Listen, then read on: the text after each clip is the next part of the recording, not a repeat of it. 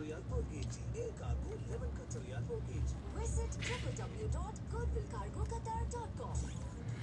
Radio Malayalam 98.6 studio ക്ലോക്കിൽ സമയം 10 മണി കഴിഞ്ഞ് 50 മിനിറ്റും 42 സെക്കൻഡും ആകുമ്പോൾ ഇപ്പൊ നേരെ നമ്മളുടെ ഇൻസ്റ്റാഗ്രാമിലേക്ക് കൂടി വരിക. ഇൻസ്റ്റാഗ്രാമിലേക്ക് വന്നു കഴിഞ്ഞിട്ടുണ്ടെങ്കിൽ നമുക്ക് അവിടെ ഒരാളെ കാണാൻ പറ്റും. നേരത്തെ ഞാൻ പറഞ്ഞിട്ടുണ്ടായിരുന്നു ഹിജാസ് ഇക്ബാൽ. അദ്ദേഹത്തിന്റെ ഇൻസ്റ്റാഗ്രാമിൽ വീഡിയോസ് നിങ്ങൾ മിക്കവാറും കണ്ടിട്ടുണ്ടാവും. ഒരുപാട് സൂപ്പർ ഹിറ്റ് ആയിട്ടുള്ള വീഡിയോസ് നമുക്ക് സമ്മാനിക്കുന്ന ആളാണ്.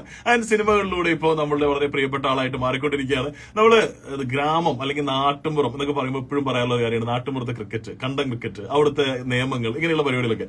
ഇതെല്ലാം കൂടി ചേർത്തൊരു സിനിമയായിട്ട് വന്നു കഴിഞ്ഞിട്ടുണ്ടെങ്കിൽ അത് പൊളിക്കും എന്നുള്ളത് പലരും മനസ്സിൽ വിചാരിച്ചിട്ടുണ്ടാവും. പക്ഷെ അത് കൃത്യമായിട്ട് മനസ്സിൽ വിചാരിച്ച ഒരാളായിരുന്നു സക്കറിയ എന്ന് പറയുന്നത്. അപ്പൊ അദ്ദേഹം അത് സിനിമയാക്കുന്നു എന്നുള്ളൊരു കാര്യം വളരെ സന്തോഷത്തോടു കൂടിയിട്ടാണ് നമ്മൾ അറിഞ്ഞിട്ടുണ്ടായിരുന്നത്. കമ്മ്യൂണിസ്റ്റ് പച്ച അഥവാ അപ്പ എന്ന് പറയുന്ന ഒരു മൂവി, ഈ സിനിമയിൽ വളരെ പ്രധാനപ്പെട്ട ഒരു കഥാപാത്രം ചെയ്ത ആളാണ് ഹിജാസ്. ഹിജാസ്, നമസ്കാരം. എന്തൊക്കെയാണ് വിശേഷം? ഉഷാറായിട്ടിരിക്കുന്നോ? അടിപൊളിയായിട്ടിരിക്കുന്നോ? ഉഷാറാണ്, ഫുൾ ഓൺ. ഓക്കെ, അപ്പൊ new year, happy new year. Happy new year. ഒരുപാട് വീഡിയോസ് നമ്മൾ കണ്ടിട്ടുണ്ട്, നല്ല രസമായിട്ടുള്ള, ചിരിപ്പിക്കുകയും ചിന്തിപ്പിക്കുകയും ഒക്കെ ചെയ്യുന്ന നല്ല രസമായിട്ടുള്ള വീഡിയോസ് കണ്ടിട്ടുണ്ട്. അപ്പൊ ഈ ഒരു പടം നല്ല ഇൻട്രസ്റ്റിംഗ് ആയിട്ട് തോന്നി അതിന്റെ ട്രെയിലർ ഇറങ്ങിയപ്പോൾ തന്നെ. കാരണം എല്ലാവർക്കും നമ്മൾ നാട്ടിൽ ക്രിക്കറ്റ് കളിക്കുമ്പോൾ നമ്മുടേതായിട്ടുള്ള ഒരു നിയമവും പരിപാടികളൊക്കെ ഉണ്ടാവും. അപ്പൊ അതിന്റെ ട്രെയിലറിൽ ഏറ്റവും കൂടുതൽ അതൊക്കെയാണല്ലോ പരാമർശിച്ചിരിക്കുന്നത്. അപ്പൊ ആ സിനിമയെ പറ്റിയിട്ട് പറയുകയാണെങ്കിൽ, സിനിമ നിങ്ങൾ പറഞ്ഞ പോലെ തന്നെ നാട്ടിൻപുറത്തുള്ള ഒരു കണ്ടം ക്രിക്കറ്റ്, നമ്മളൊക്കെ പണ്ട് മട്ടലിന്റെ ബാറ്റ് കൊണ്ട് കളിച്ചു തുടങ്ങിയ ആ കണ്ടം ക്രിക്കറ്റ്. ആ കണ്ടം ക്രിക്കറ്റ് ഒരു കൂട്ടം ഫ്രണ്ട്സ് ഒരുപാട് വർഷത്തിന് ശേഷം ഒന്ന് റീയൂണിയൻ ചെയ്യണം. അതായത് നമ്മൾ ഒരു സ്കൂളിംഗ് അല്ലെങ്കിൽ ടീനേജിലൊക്കെ കളിച്ച കളി, എവിടെയോ നിന്ന് പോയൊരു കളി, പിന്നെ നമ്മുടെ ഒരു 30s നമ്മള് അതേ ഫ്രണ്ട്സ് തമ്മിൽ വീണ്ടും കളിക്കാണ്ടാണ് ഒരു സാഹചര്യം. ആ കളിയിലൂടെ സംസാരിച്ചു പോകുന്ന ഒരു ചെറിയ സിനിമ. ആൻഡ് ഷമീം മൊയ്തീൻ എന്ന് പറയുന്ന ഡയറക്ടർ, അപ്പോ അദ്ദേഹത്തിന്റെ ഒരു സിനിമ എന്ന് പറയുന്നത് എങ്ങനെയാണ് ഈ സിനിമയിലേക്ക് എത്തിയത്? എങ്ങനെ? ഷമീമിന്റെ ഫസ്റ്റ് സിനിമയാണ്. ഷമീം അതിന്റെ മുന്നേ അസോസിയേറ്റ് ആയിട്ടൊക്കെ വർക്ക് ചെയ്യുന്ന ആളാണ്. സിനിമയിലേക്ക് എത്തിയെന്ന് പറഞ്ഞാല് ആക്ച്വലി നമ്മളെ ഇൻസ്റ്റാഗ്രാം തന്നെയാണ് നമ്മളെ സിനിമയിലേക്ക് എത്തിച്ചത്. അപ്പോ അതിന്റെ തൊട്ട് മുന്നേ ഞാനൊരു പടം ചെയ്തിരുന്നു, കഠിന കടോര മീണ്ടക്കട. അതിലൊരു ചെറിയ റോളായിരുന്നു ചെയ്തിരുന്നത് ബേസിലേട്ടന്റെ കൂടെ. അപ്പൊ അതിനുശേഷമാണ് കമ്മ്യൂണിസ്റ്റ് പച്ച ചെയ്യുന്നത്. പിന്നെ ഇതിന്റെ സ്ക്രിപ്റ്റ് റൈറ്ററുടെ ഡ്രാമാസിൽ ഞാൻ മുന്നേ കുറെ മുന്നേ ചെറിയ കുട്ടിയാകുമ്പോ ഇതിന്റെ സ്ക്രിപ്റ്റ് ചെയ്ത ആഷിഫ് കപൂറിന്റെ നാടകങ്ങളിൽ ഞാൻ ചെയ്തിട്ട് അഭിനയിച്ചിട്ടുണ്ട്. അപ്പൊ അതും ഇൻസ്റ്റാഗ്രാം എല്ലാം കൂടിയാണ് നമ്മളെ ഈ ഒരു ക്യാരക്ടറിലേക്ക് എത്തിച്ചത്. അടിപൊളി. അപ്പൊ നമ്മൾ ഇതില് സക്കറിയയിലൂടെയാണ് നമ്മൾ ഈ ഒരു സക്കറിയ ഡയറക്ടർ സക്കറിയ അദ്ദേഹത്തിലൂടെയാണ് ഈ പടം ഫസ്റ്റ് കേൾക്കുന്നത്. അപ്പൊ അദ്ദേഹത്തിന്റെ അദ്ദേഹം അഭിനയിക്കുന്നു എന്ന് പറയുമ്പോൾ ഭയങ്കര ശരിക്കും നമ്മളും വളരെ പ്രതീക്ഷയോടെയാണ് വെയിറ്റ് ചെയ്യുന്നത്. എങ്ങനെയുണ്ടായിരുന്നു ആ ഒരു കോമ്പിനേഷൻ ഒക്കെ? അല്ല, ഇപ്പോ മലയാളത്തിൽ പൊതുവെ ഡയറക്ടേഴ്സ് അഭിനയിക്കുന്ന ഒരു സമയമാണല്ലോ. അപ്പോ സക്കരിയ അതൊരു എക്സൈറ്റ്മെന്റ് ആയിരുന്നു, സക്കരിയ അഭിനയിക്കുക എന്നുള്ളത്. നമ്മള് സക്കരിയ അങ്ങനെ അഭിനയിച്ചിട്ട് മുന്നേ നമ്മൾ 1-2 സിനിമയിൽ ചെറിയ റോളുകൾ കണ്ടിട്ടുണ്ടെങ്കിലും ത്രൂ ഔട്ട് ആയിട്ട് ഒരു സിനിമ വരിക എന്ന് പറഞ്ഞപ്പോ നമുക്ക് ഒരു എക്സൈറ്റ്മെന്റ് ഉണ്ടായിരുന്നു.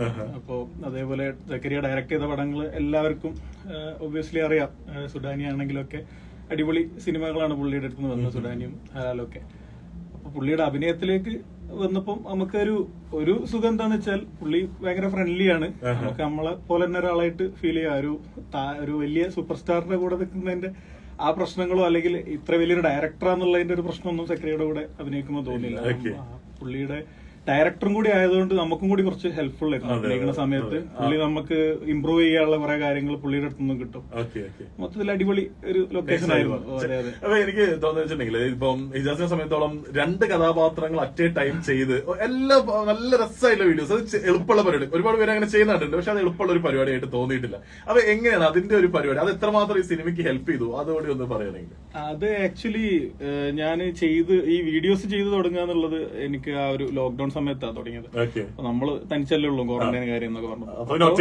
അതെ, വേറൊരാളെ പുറത്തുനിന്ന് കൂട്ടാനും പറ്റില്ലല്ലോ ക്വാറന്റൈൻ ആയതുകൊണ്ട്. അപ്പൊ ആ സമയത്ത് തോന്നിയ ആശയാണ് എങ്ങനെ ചെറിയ ഫൺ വീഡിയോസ് ഇങ്ങനെ ചെയ്യുക. അത് ഇൻസ്റ്റയിലൊക്കെ ഇങ്ങനെ കണ്ടു തുടങ്ങിയപ്പോ ഓരോരുത്തർ ചെയ്യുന്ന കണ്ടപ്പോ എന്താണ് വെറൈറ്റി ആയിട്ട് ഒരു ഗിവ് ആൻഡ് ടേക്ക് നടക്കണം.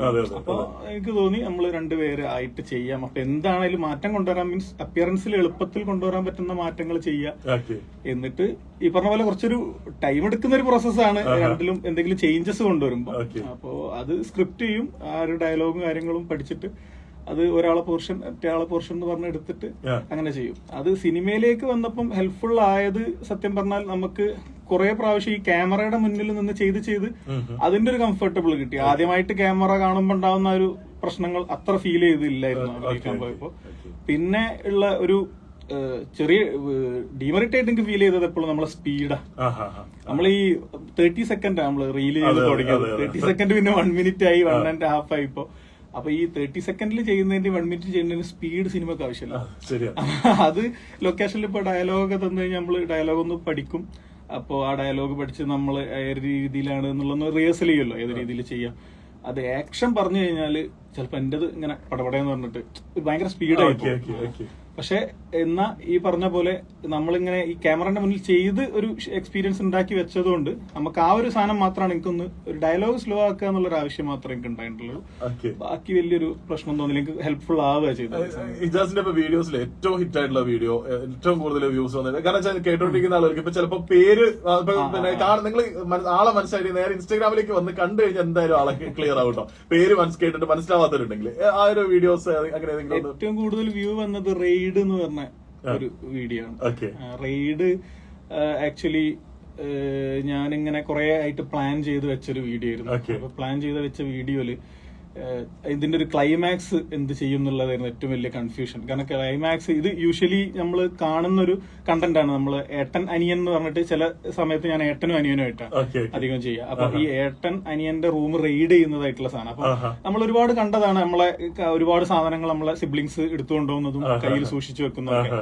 അപ്പൊ ആ ഒരു വീഡിയോ അതായിരുന്നു കണ്ടന്റ്. പക്ഷെ അതിൽ എന്താണ് വെറൈറ്റി ആയിട്ട് കൊണ്ടുവരാന്നുള്ളപ്പോ എനിക്ക് ഒരു 2-3 മാസം പ്രശ്നമായിരുന്നു ഈ സ്ക്രിപ്റ്റ്. കാരണം എനിക്ക് ഇതിൽ തേർഡ് ഒരു പാർട്ടി ഒരാള് വേണം, ഒരാൾ കൂടി വേണം. അപ്പൊ എന്റെ ക്ലൈമാക്സ് അങ്ങനെ ആയിരുന്നു.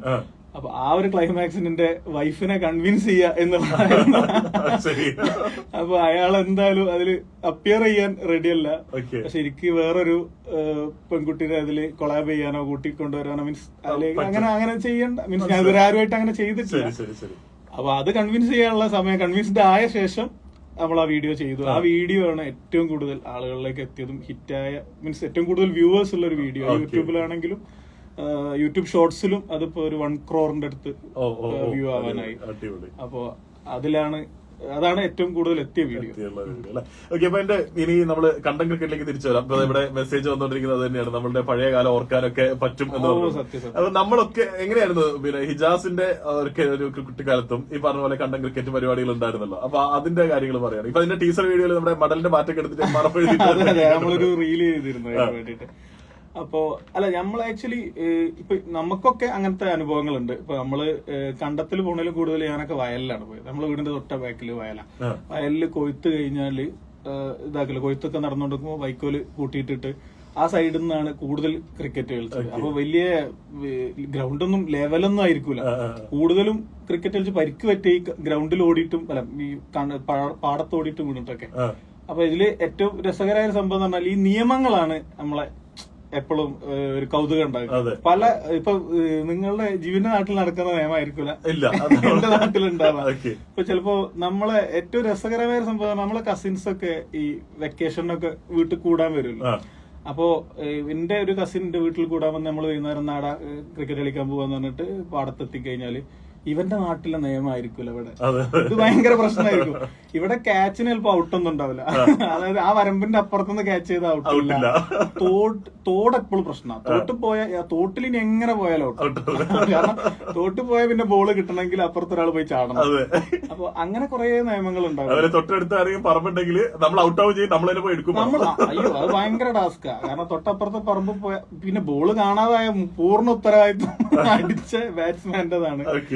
അപ്പോ ആ നിയമങ്ങൾ ഇത് നമ്മൾ ഈ ഷൂട്ടിലേക്ക് എത്തി ഇപ്പൊ ഈ സ്ക്രിപ്റ്റ് ഒക്കെ ഇങ്ങനെ ഡിസ്കസ് ചെയ്ത് തുടങ്ങുമ്പോ തന്നെ നമുക്കിതിലൊരു ഒരു ഭയങ്കര ചെയ്യാനുള്ള ഒരു രസമാണ്. കാരണം നമ്മളെ ഏതാണ്ട് എല്ലാവരും ആ ഒരു കളിക്കുന്ന എല്ലാവരും ഒരു ഏജ് ഗ്രൂപ്പാണ്. പല നാട്ടിൽ നിന്നുള്ള ആളുകളാണ്. ഇപ്പം ഞാൻ കോഴിക്കോടാണെങ്കിൽ മലപ്പുറത്ത് നിന്നുള്ള ആളുണ്ട്, കൊല്ലത്ത് നിന്നുള്ള ആളുണ്ട്, തൃശ്ശൂരിൽ നിന്നുള്ള ആളുണ്ട്.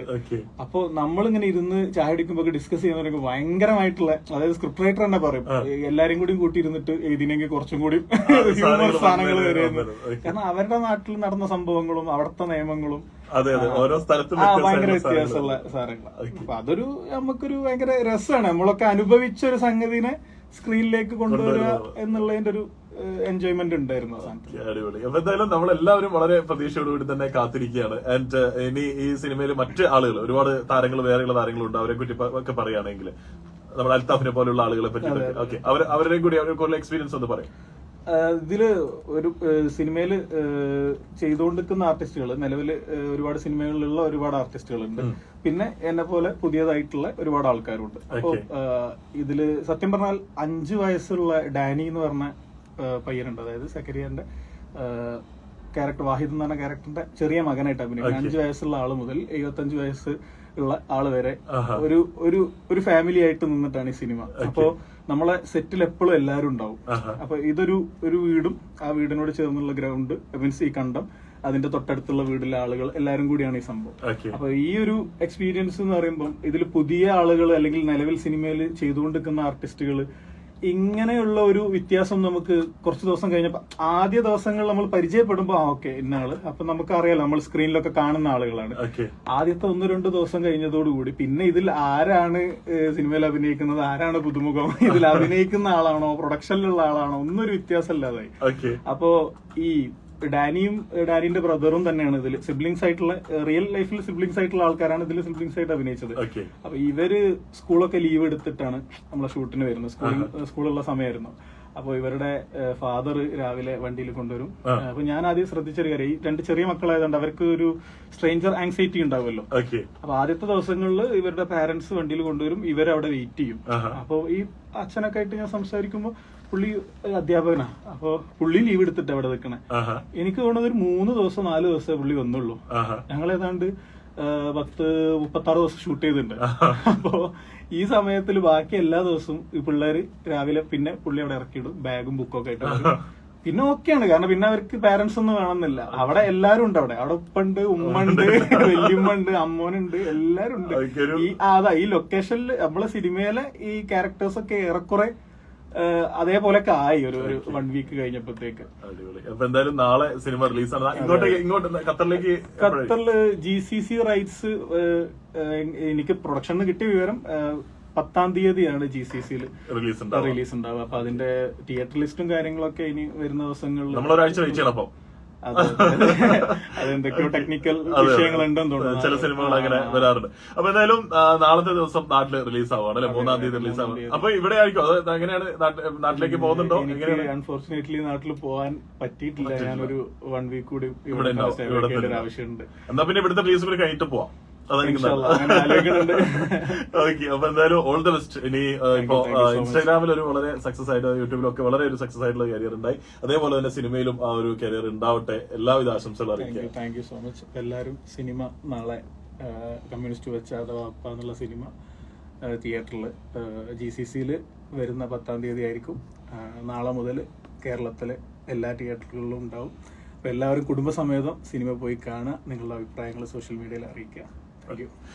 മിക്കവാറും എല്ലാവരും പോയി കാണും. കാരണം വെച്ചിട്ടുണ്ടെങ്കിൽ നമ്മൾ ഇതുപോലെയുള്ള ഒരു കണ്ടന്റ് ക്രിക്കറ്റ് കളിച്ച ആളായിരിക്കും, അല്ലെങ്കിൽ കണ്ടന്റ് ക്രിക്കറ്റ് കളിക്കാത്ത ആൾക്കാർ നമ്മൾ ഫാമിലിയോട് ഇതൊക്കെ പറഞ്ഞിട്ടുണ്ടാവും നമ്മൾ അങ്ങനെയായിരുന്നു ഇങ്ങനെയായിരുന്നു ഒക്കെ ഉള്ളത്. അപ്പൊ അതിന്റെ ഒരു വിഷ്വൽ നേരിട്ട് കാണിച്ചു കൊടുക്കാൻ വേണ്ടിയിട്ട് ഈ ഒരു പരിപാടികൾ നടക്കുന്നതാണ്. ഈ ഒരു സിനിമ കണ്ടാൽ നടക്കുന്നത്. 10-ാം തീയതി വരെ വെയിറ്റ് ചെയ്യുക ഈ ഒരു കിഡിലൻ സിനിമയ്ക്കായിട്ട്. അപ്പൊ എല്ലാവരും വന്ന് കാണുമെന്ന് തന്നെ വിചാരിക്കുന്നു. And thank you bro.